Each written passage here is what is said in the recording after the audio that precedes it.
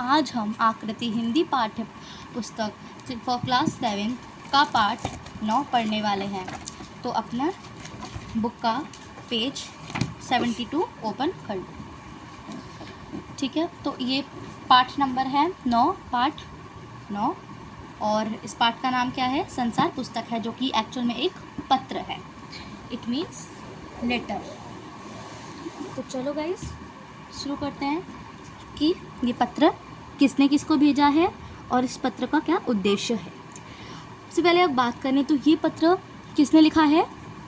आप इनकी फ़ोटो देखकर शायद पहचान सकते हैं, ये हैं जवाहरलाल नेहरू, जिन्होंने कि अपनी बेटी को ये पत्र लिखा है, यानी कि इंदिरा गांधी को। ठीक है, तो चलो देखते हैं कि इस पत्र में क्या क्या उन्होंने लिखा है इंदिरा गांधी के लिए। जब तुम मेरे साथ रहती हो तो अक्सर मुझसे बहुत सी बातें पूछा करती हो और मैं उनका जवाब देने की कोशिश करता हूँ, लेकिन अब जब तुम मसूरी में हो और मैं इलाहाबाद में, हम दोनों उसी तरह बातचीत नहीं कर सकते। इसलिए मैंने इरादा किया है कि कभी कभी तुम्हें इस दुनिया की और उन छोटे बड़े देशों की जो इस दुनिया में हैं छोटी छोटी कथाएँ लिखा करूँ। तो कहते हैं कि जब तुम मेरे साथ रहती थी, मेरे पास रहती थी, तब तो हम लोग तुम हमारे में बीच में बातचीत होती थी, तुम मेरे से प्रश्न पूछती थी और मैं उसका उत्तर देने की कोशिश करता था। लेकिन अब जब तुम मसूरी में हो और मैं इलाहाबाद में हूँ, तो अब हमारे बीच में ऐसी बातचीत नहीं हो पाती है। तो उन्होंने सोचा है कि मैं तुम्हें छोटी छोटी कथाएं लिखता रहूं। किसके बारे में? इस दुनिया के बारे में और इस दुनिया के देशों के बारे में। ठीक है, अब इसके बाद तुम्हें हिंदुस्तान और इंग्लैंड का कुछ हाल इतिहास में पढ़ा है, लेकिन इंग्लैंड केवल एक छोटा सा टापू है और हिंदुस्तान जो एक बहुत बड़ा देश है, फिर भी दुनिया का एक छोटा सा हिस्सा है। तो क्या कहते हैं जवाहरलाल नेहरू? कहते हैं कि अगर तुमने हिंदुस्तान और इंग्लैंड के बारे में कुछ ना कुछ ज़रूर पढ़ा होगा इतिहास में, ठीक है, बट अगर देखा जाए तो जो इंग्लैंड है वो सिर्फ एक छोटा सा टापू है और हिंदुस्तान बहुत बड़ा देश है। फिर भी अगर दुनिया के हिसाब से देखा जाए तो जो हमारा देश हिंदुस्तान सिर्फ एक छोटा सा हिस्सा है दुनिया का।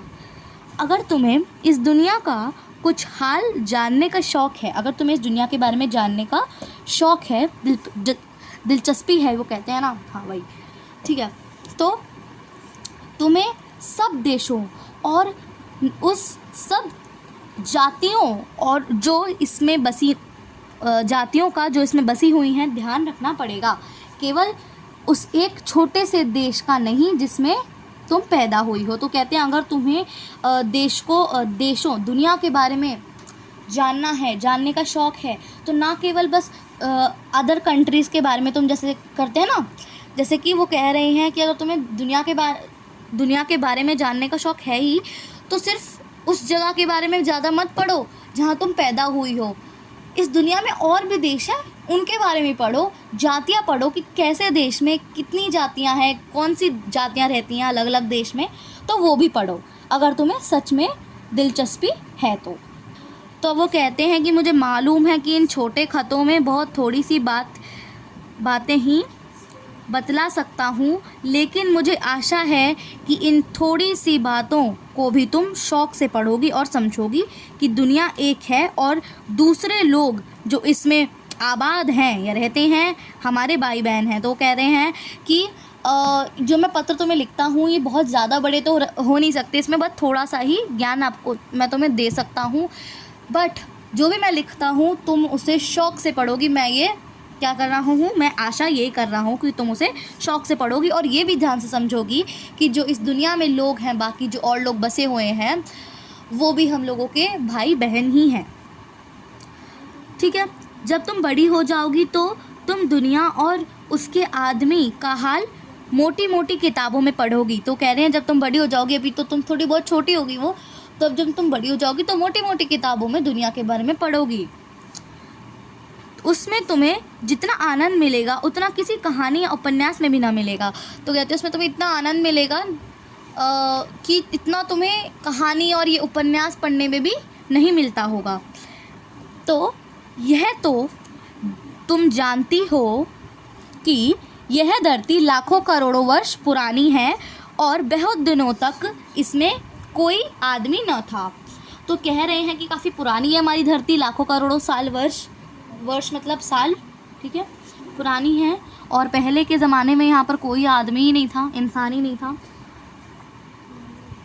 तो आदमियों से पहले सिर्फ जानवर थे, और जानवरों से पहले ऐसा समय था जब इस धरती पर कोई जानवर, कोई जानदार चीज़ नहीं थी। तो इंसानों से पहले जानवर रहते थे, और जानवर से पहले एक ऐसा समय भी था जहाँ पर इसके कोई जीवित चीज़ ही नहीं रहती थी, जानदार चीज़ थी ही नहीं। तो आज जब ये दुनिया हर तरह के जानवरों और आदमियों से भरी हुई है, उस ज़माने का ख्याल करना भी मुश्किल है जब यहाँ कुछ ना था। लेकिन तो ये क्या कह रहे हैं कि अभी जैसे हम देखते हैं कि बहुत सारे अलग अलग तरह के जानवर होते हैं, इंसान होते हैं, इंसान तो एक ही तरीके के, लेकिन जानवर अलग अलग विभिन्न तरह के होते हैं।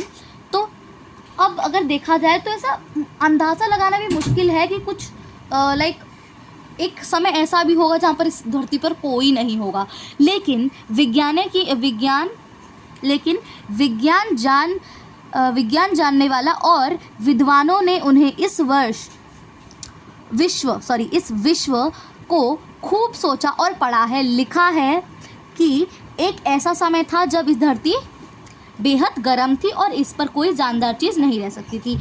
ठीक है, तो ये क्या कहते हैं कि कुछ जो वैज्ञानिक जो होते हैं लोग, साइंटिस्ट या विद्वान, जो बहुत होशियार लोग, विद्वानों ने ये बात पढ़ी है, समझी है, और फिर उन्होंने ये बात लिखी हुई है कि एक वर्ष ऐसा था जब हमारी धरती एक आग का गोला थी, काफ़ी ज़्यादा गर्म थी, इस पर कोई रह नहीं सकता था। अब हम भी गर्मी बर्दाश्त नहीं कर सकते उसी तरह कि जब धरती एक आग का गोला जैसी थी, तो वहाँ पर कोई नहीं रह पाता था, कोई जीव जंतु नहीं रह पाता था, नहीं रह सकता। वो इतनी गर्मी बर्दाश्त नहीं कर सकता, तो इसलिए कोई नहीं रहता था। अगर हम उनकी किताबें पढ़ें और जानवरों की पुरानी हड्डियों को गौर से देखें तो हम खुद मालूम हो जाएगा कि ऐसा समय ज़रूर रहा होगा। तो ये कह रहे हैं, अगर हम इसका प्रूफ लें कि कुछ बुक्स पढ़ के या कुछ हड्डियां देख के जानवरों की पुरानी, तो ऐसा क्लियर होगा कि पहले हाँ यही था कि आग का गोला था पृथ्वी हमारी। अब तुम इतिहास की किताबों में ही पढ़ सकती हो। तो जो इतिहास मतलब जो हिस्ट्री की किताबें होती हैं तुम उसमें पढ़ सकती हो। लेकिन पुराने ज़माने में तो आदमी पैदा ही ना हुए थे। अब ये बात आती है कि पुराने ज़माने में तो कोई आदमी ही नहीं था, किताबें कौन लिखता फिर, ये भी तो बात आती है। तब हमें उस ज़माने की बातें कैसे मालूम हो, तो ये एक प्रश्न खड़ा हो रहा है। यह तो क्या है ये, अगर हो सके तो मैं आपको इसी पार्ट में आपको सिखा दूँगी सब कुछ, नहीं अगर ज़रूरत पड़ी तो 2 पार्ट्स बनेंगे, ठीक है। तो अब सवाल खड़े हो रहे हैं, यह तो नहीं हो सकता कि हम बैठे बैठे हर एक बात सोच निकालें। ये तो नहीं पॉसिबल कि हम बैठ जाएं, पता लग जाए अच्छा ऐसे हुआ, नहीं, कि इट इज़ नॉट पॉसिबल, ठीक है, ये गलत है, ऐसे ये पॉसिबल ही नहीं है, ठीक है। सॉरी, फ्लैशलाइट मैंने बंद करी है बिकॉज़ बहुत ज़्यादा लाइट पड़ रहा था, इसलिए थोड़ी कम करी है। आई होप अभी भी आपको विजिबल हो, ठीक है।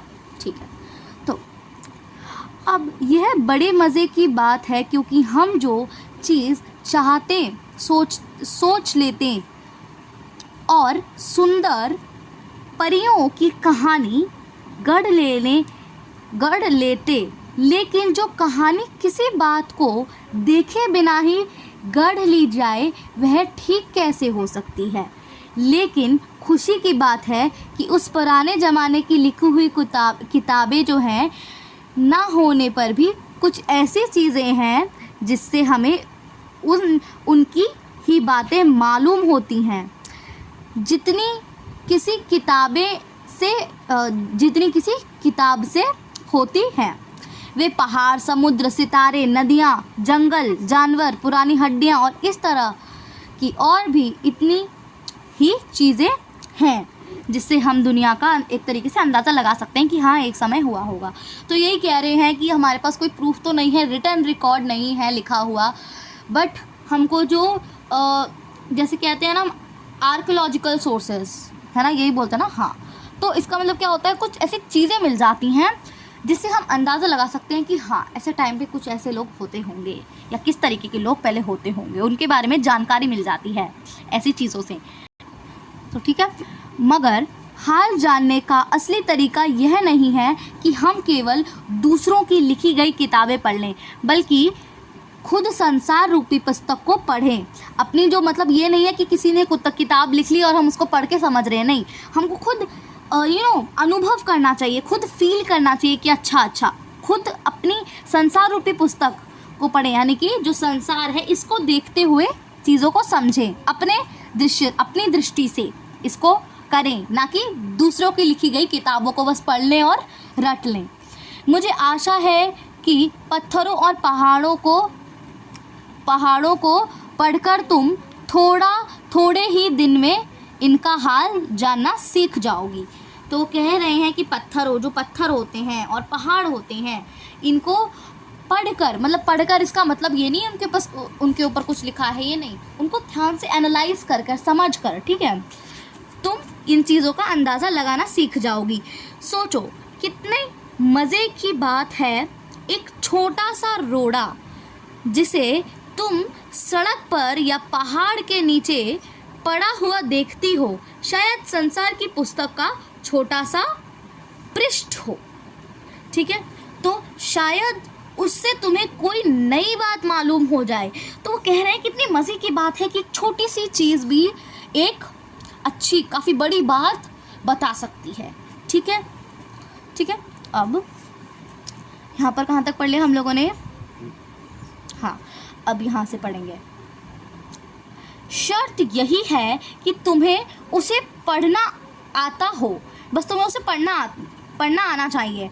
जिस तरह कोई ज़बान यानी उर्दू, हिंदी या अंग्रेजी सीखने के लिए तुम्हें उसके अक्षर सीखने होते हैं, ठीक उसी तरह पहले तुम्हें प्रकृति के अक्षर पढ़ने पड़ेंगे, तभी तुम उसकी कहानी उसके पत्थरों और चट्टानों की किताब से पढ़ सकोगी।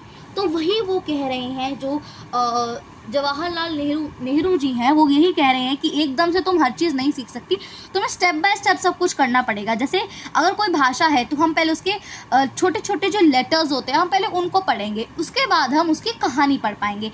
तो यही वो कह रही हैं कि डायरेक्ट तुम ऐसे पहाड़ों को एनालाइज नहीं कर सकती, तुम्हें पहले आना चाहिए सबको करना। तो इसका बताया गया है कि मतलब कैसे तुम्हें आना चाहिए। जब तुम कोई छोटा सा गोल चमकीला रोड़ा दिखती हो तो क्या वह तुम्हें कुछ नहीं बतलाता? यह कैसे गोल, चिकना और चमकीला हो गया और उसके खुरदरे किनारे या कोने क्या हुए, ठीक है। अगर तुम किसी बड़ी चट्टान को तोड़कर टुकड़े टुकड़े कर डालो तो हर एक टुकड़ा खुरदरा और नुकीला होगा। यह गोल चिकने रोड़े की तरह बिल्कुल नहीं होता। फिर यह रोड़ा कैसे इतना चमकीला, चिकना और गोल हो गया? अगर तुम्हारी आँखें देखें और कान सुने तो उसी के मुंह से उसकी कहानी सुन सकती हो। तो क्या बोल रहे हैं? अगर तुम्हारी आँख देखती हैं और तुम्हारे कान सुने तो तुम तो उसी के मुंह से उसकी कहानी सुन सकती हो। वह तुमसे कहेगा कि एक समय जिसे शायद बहुत दिन गुजरे हों, वह भी एक चट्टान का टुकड़ा था। ठीक उसी टुकड़े की तरह उसमें किनारे और कोने थे। तो मतलब ये क्या बता रहे हैं, जो यहाँ पर एक पिताजी जो कहते हैं ना, अपनी बेटी को सिखा रहे हैं कि पहले तो एकदम से तुम्हें हर एक चीज़ को तुम्हें प्रैक्टिकल बनना है। तुम्हें खाली बुक्स को या किताबों को पढ़ के नहीं रट लेना है, तुम्हें आना चाहिए खुद किसी चीज़ को देखकर समझ जाना कि अच्छा ये कैसे है, यानी इसका हाल कैसे हुआ या ये पहले कैसा हुआ करता था। जैसे कि बता रहे हैं, अगर मान लो पहाड़ को तोड़ के उसके टुकड़े टुकड़े कर दिए जाएं तो क्या वो ऐसा एक प्लेन शाइनी एक ऐसा पत्थर बनेगा, नहीं तो बिल्कुल नहीं, वो एक खुरदरा सा बनेगा, है ना, खुरदरा सा जो कहते हैं वैसा बनेगा, ठीक है। तो वही वो कह रहे हैं कि अगर तुम इसको देखो तो ना तो वो बोल पाता है ना तो वो सुन पाता, तुम कैसे समझोगी। तो एक तरीके के विशेष, ना तो हम इसकी बात सुन सकते ना तो ये कुछ बोल सकता है ना, तो एक तरीके से हमको एक ऐसी प्रैक्टिस टाइप की ज़रूरत है जिससे कि तुम अगर उसको देखो तो तुम्हें ऐसा लगे कि वो तुम्हें कुछ कह रहा है, तुम सुन रही हो, उसका मुंह जो है वो तुम्हें से कुछ कह रहा है। अब यहाँ पर वो क्या कह रहा था, पत्थर क्या कह रहा था कि कुछ दिन पहले, मतलब बहुत टाइम गुजर गया है मेरे को, पहले मैं भी ऐसा ही सब रोड़ियों की तरह था, जिसमें कि मेरे में किनारे थे, कोने थे, जिसे तुम बड़ी चट्टान से तोड़ती हो। शायद वह किसी पहाड़ के दामन में पड़ा रहा, तब पानी आया और उसे बहाकर छोटी घाटी तक ले गया।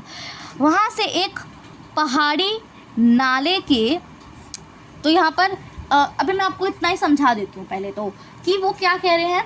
वो एक तरीके से जवाहरलाल नेहरू, जैसे मैंने अभी आपको इतनी बार बताया है कि वो एक तरीके से अपनी बेटी को प्रैक्टिकल लाइफ से जोड़ना चाहते हैं। वो कहना चाहते हैं तुमको खुद इतना अनुभव रहना चाहिए, यानी कि एक तरीके से प्रैक्टिस रहनी चाहिए कि तुम किसी चीज़ को चाहे वो बोले ना बोले, तुम्हें समझ जाना है कि अच्छा उसका ये ऐसा हाल क्यों हुआ।